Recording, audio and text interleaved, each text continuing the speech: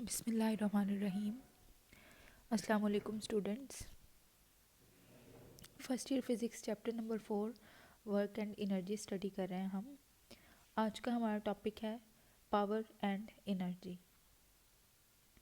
Students, अमूमन power के बारे में हमारा ये ख्याल है कि अगर कोई पर्सन या कोई डिवाइस बहुत ज़्यादा एनर्जी के साथ कोई वर्क कर सकता है तो हम समझते हैं कि ये बहुत ज़्यादा पावरफुल है। या कोई डिवाइस बहुत ज़्यादा एनर्जी के साथ कोई हैवी जो है वो लोड उठा सकती है तो ये बहुत ज़्यादा पावरफुल है। But actually in physics power कुछ और चीज़ है। According to physics, power is the measure of the rate at which work is being done. यानी कि ये वो टाइम है जिसमें वर्क कोई परफॉर्म हुआ, उस टाइम को आप कहते हैं कि ये इस डिवाइस की या इस पर्सन, अमूमन डिवाइसेस की होती है पावर, तो ये इस डिवाइस की पावर है। तो जितनी अमाउंट ऑफ वर्क जो है वो हुआ, जितने टाइम में, ये क्या होगा, ये होगी power of that device. In the definition of work, it is not clear whether the same amount of work is done in 1 second or in 1 hour. The rate at which work is done is often of interest in practical applications. यानी work के case में हमें ये नहीं पता होता कि 1 second में ये काम हुआ है या 1 घंटे में हुआ, हम सिर्फ वर्क देखते हैं कि कितना वर्क हुआ। बट इन एक्चुअल प्रैक्टिस जो टाइम है वो भी इम्पॉर्टेंट होता है हमारे लिए, क्योंकि हमने ये भी देखना होता है कि कितने टाइम में कितना वर्क परफॉर्म हुआ। तो इस वजह से पावर जो है इम्पॉर्टेंट है हमारे लिए। If work delta W is done in a time interval delta T, then the average power P average during the interval delta t is defined as, यानी अगर आपने एवरेज पावर किसी भी डिवाइस की निकालनी है तो आप क्या करेंगे, एवरेज वर्क को एवरेज टाइम पे डिवाइड कर देंगे। तो इस तरह से आप उस डिवाइस की एवरेज पावर निकाल सकते हैं। If work is expressed as a function of time, the instantaneous power P at any instant is defined as. अब अगर आपने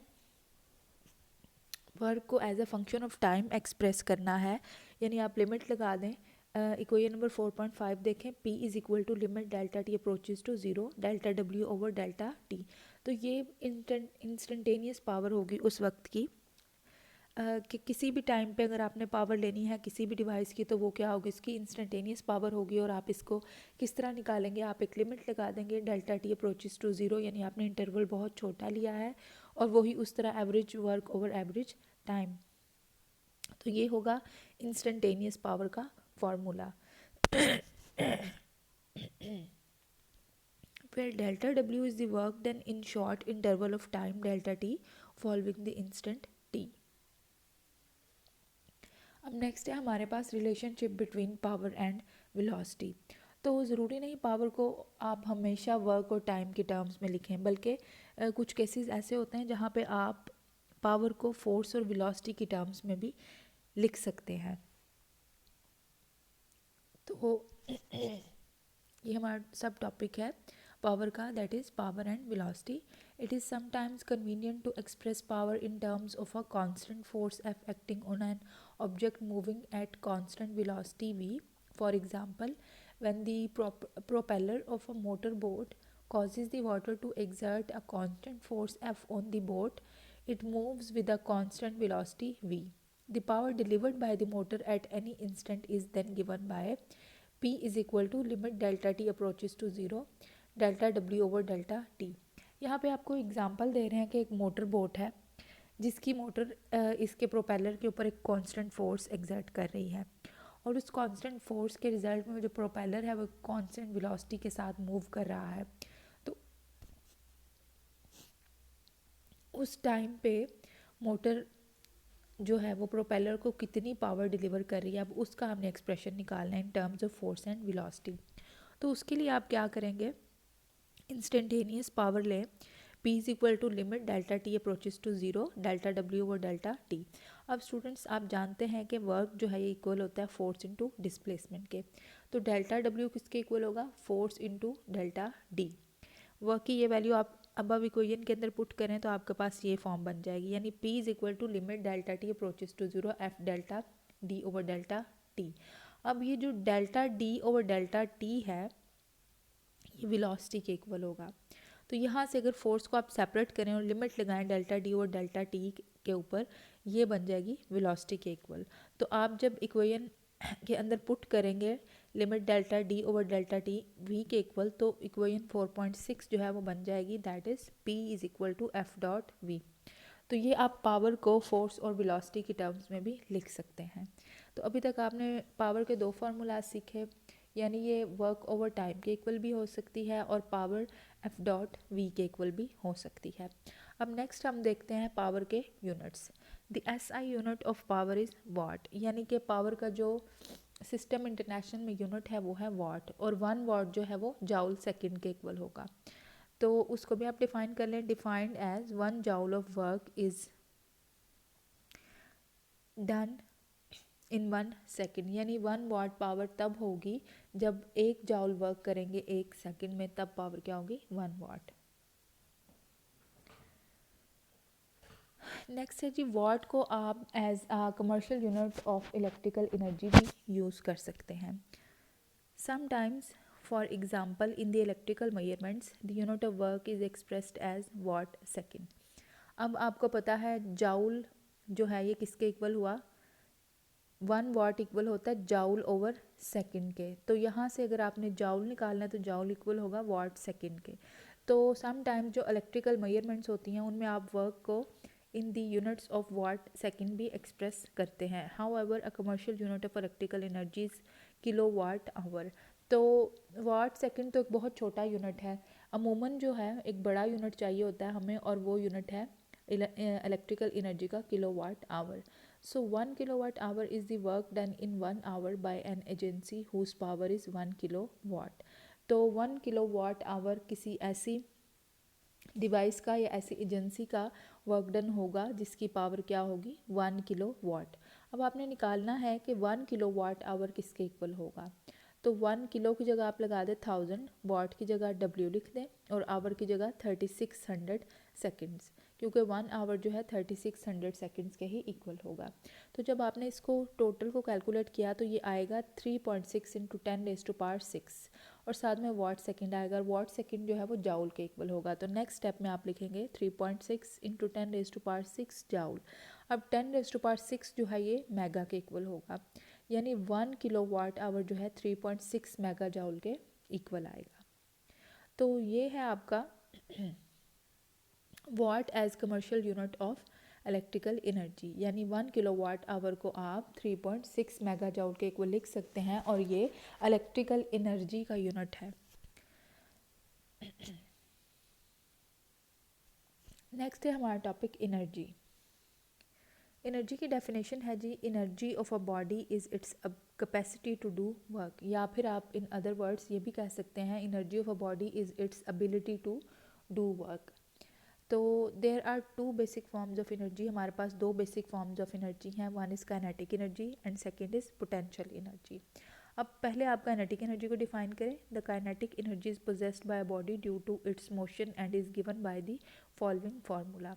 अब किसी भी बॉडी की मोशन की वजह से इसके अंदर जो एनर्जी होती है वो, उस एनर्जी को हम बोलेंगे काइनेटिक एनर्जी, और काइनेटिक एनर्जी का फार्मूला है 1/2mv²। यहाँ पे m बॉडी का मास होगा और वेलोसिटी v यहाँ पे बॉडी की वेलोसिटी है जिस वेलोसिटी के साथ वो मूव कर रही होगी। Where m is the mass of the body moving with velocity v।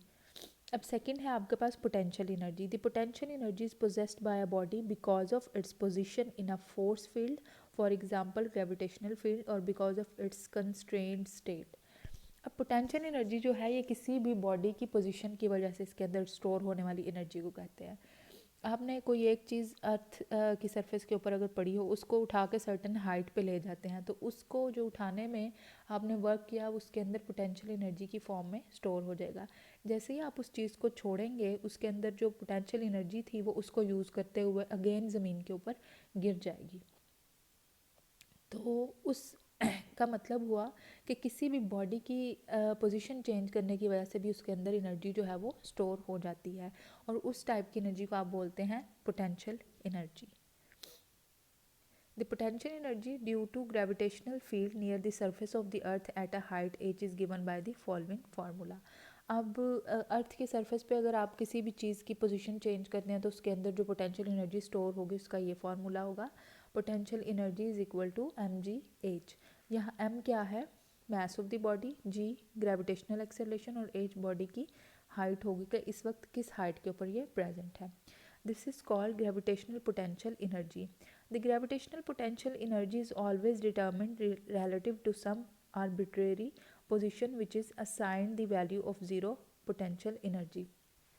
अब जो potential energy होती है उसको आप हमेशा किसी एक रेफरेंस पॉइंट के लिहाज से कैलकुलेट करते हैं. फॉर एग्जांपल अगर आपने किसी भी आपके पास कोई एक टेबल है, उस टेबल की सरफेस पे एक बुक पड़ी हुई है, तो आप वो बुक उठा के एक सर्टन हाइट पे ले जाएंगे, तो वो जो हाइट होगी वो सेकंड पॉइंट होगा और जिस हाइट से आपने उसको उठाया यानी टेबल की सरफेस से वो उसका रेफरेंस पॉइंट होगी.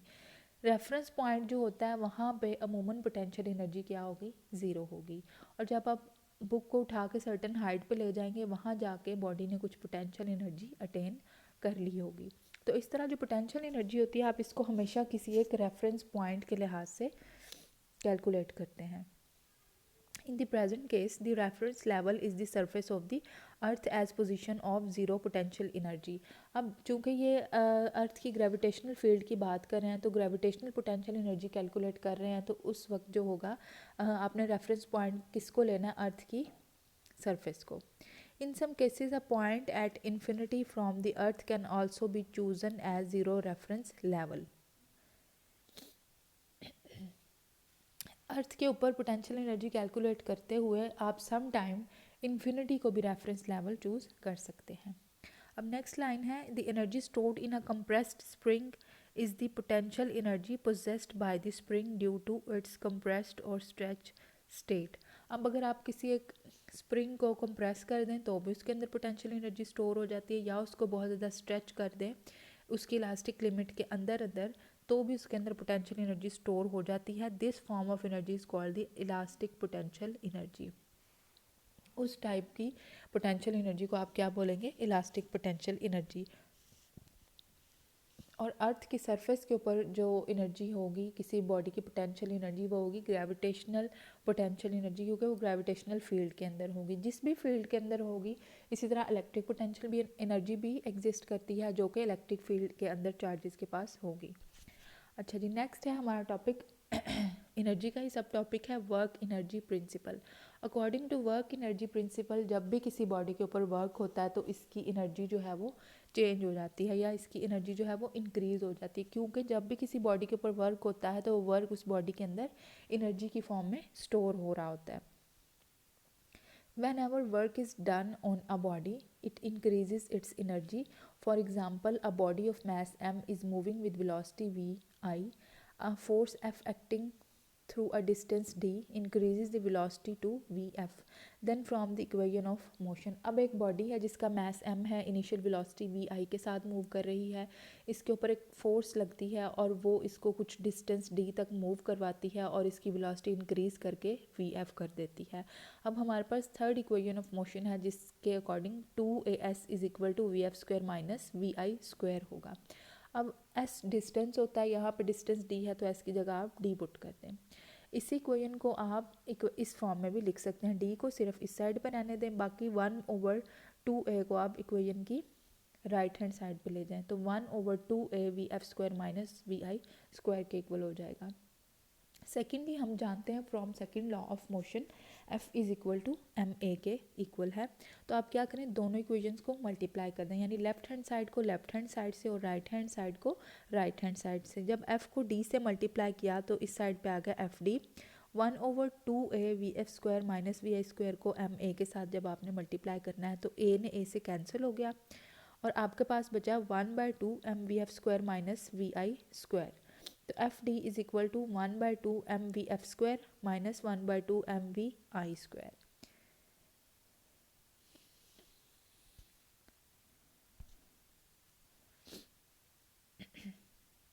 अब स्टूडेंट्स आप देखें जो एफ डी है ये किसके इक्वल होता है, वर्क के इक्वल होता है. वर्क होता है फोर्स इनटू डिस्प्लेसमेंट, यानी इक्वेशन की ये साइड वर्क के इक्वल है और ये जो साइड है इक्वेशन की ये चेंज इन काइनेटिक एनर्जी के इक्वल है, क्योंकि ये बन रही है final kinetic energy minus initial kinetic energy. तो इसका मतलब है किसी भी बॉडी के ऊपर जब वर्क होता है तो वो बॉडी के अंदर चेंज होने वाली काइनेटिक एनर्जी के इक्वल होगा। इसी तरह जब भी किसी बॉडी के ऊपर वर्क होगा तो वो इसकी पोटेंशियल एनर्जी के चेंज के भी इक्वल होगा।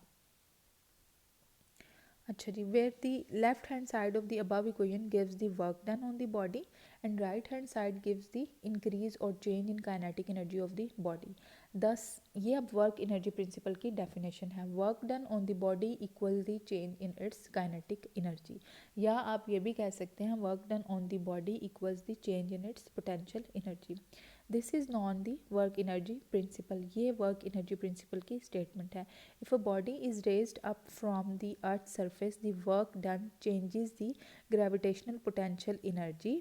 जब भी किसी बॉडी को आप अर्थ की सरफेस से रेज करते हैं तो इसके ऊपर जो वर्क होता है ये इसकी ग्रेविटेशनल पोटेंशियल एनर्जी के अंदर चेंज के इक्वल होगा। Similarly if a spring is compressed the work done on it equals the increase in its elastic potential energy. जब एक स्प्रिंग जो है वो कंप्रेस होगा तो इसके ऊपर जो वर्क आपने किया इसको कंप्रेस करने में ये इसकी इलास्टिक पोटेंशियल एनर्जी के चेंज के इक्वल होगा। तो ये था स्टूडेंट्स हमारा आज का टॉपिक पावर एंड एनर्जी।